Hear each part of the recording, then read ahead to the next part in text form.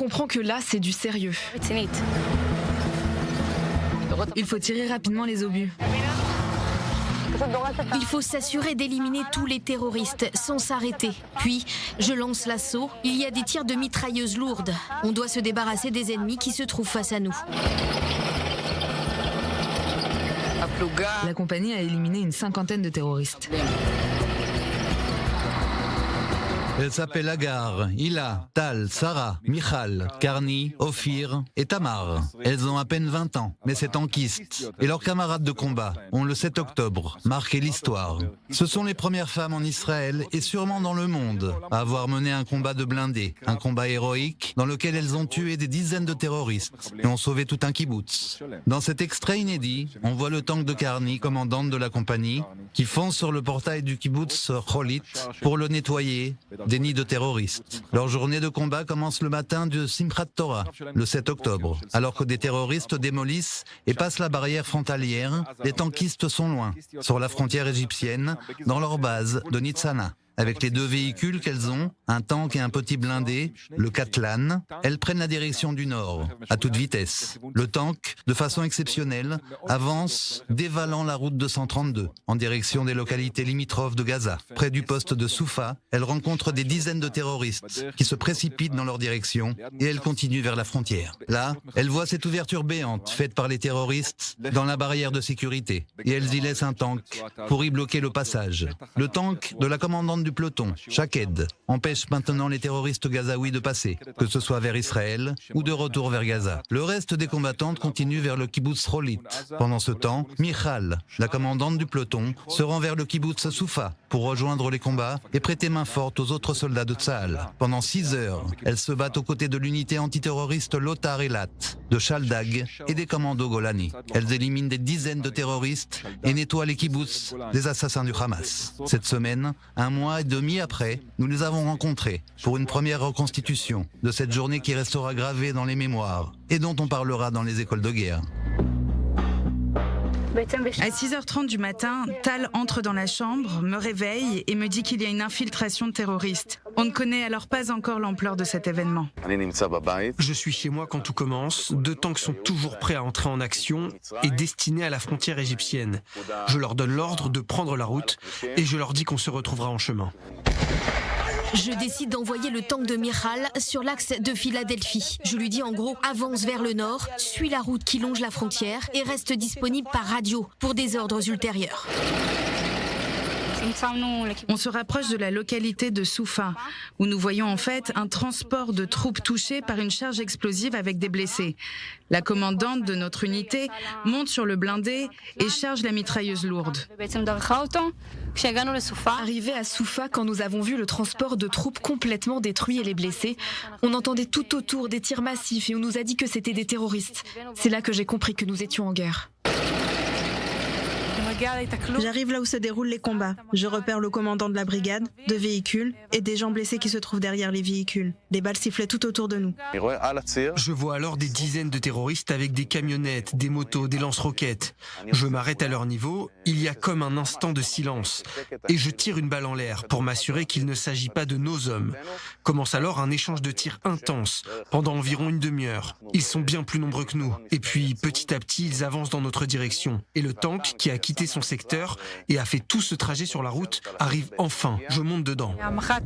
Le commandant entre dans mon tank. Il me dit qu'ils ont été attaqués par le nord. Il y a des terroristes partout, dans toutes les plantations et les vergers autour de nous. Il me demande de ratisser le terrain. Je charge les armes, alors que tous mes soldats me disent voir des terroristes. On commence à tirer, au début à la mitrailleuse, sur les terroristes les plus proches de nous. Nous tirons ensuite des obus sur ceux qui se trouvent plus loin. Je vois les cibles touchées, les terroristes tomber. Hila et moi sommes restés dans le véhicule blindé. Tal était en charge des communications radio pour évaluer la situation et pour aider le commandant de la brigade à communiquer. Hila et moi sommes montés sur la route 232, je conduis et Hila est derrière. et lance les grenades. Elle me dit qu'elle voit plusieurs terroristes et j'ouvre la sûreté pour pouvoir tirer. Nous avons ensuite vu qu'ils étaient touchés. Je tiens à préciser qu'aucune d'entre nous ne savait utiliser le Katlan. C'est une formation qu'il faut suivre à l'armée et que nous n'avions pas encore faite. En 10 minutes, nous sommes toutes devenues des spécialistes. On savait exactement comment le faire fonctionner, comment tirer. Quand il le faut, on apprend à faire face à une situation donnée.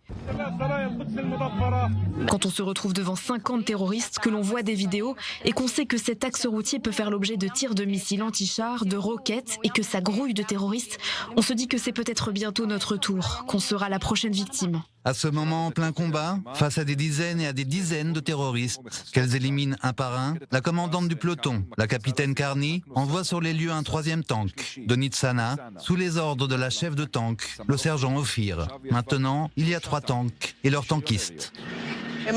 Ce qui me met dans le feu de l'action, c'est de voir 50 terroristes courir vers moi, vers le transport de troupes, vers le tank.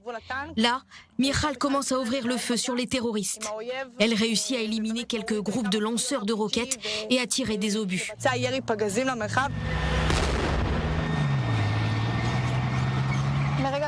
Au moment où Karni me dit d'aller sur l'axe Philadelphie en direction de Gaza, j'ai compris que c'était très sérieux. Pas quelque chose que nous avons l'habitude de faire tous les jours. Beaucoup d'adrénaline, il fallait encourager l'équipe, se préparer à un vrai combat, ce pourquoi nous sommes formés.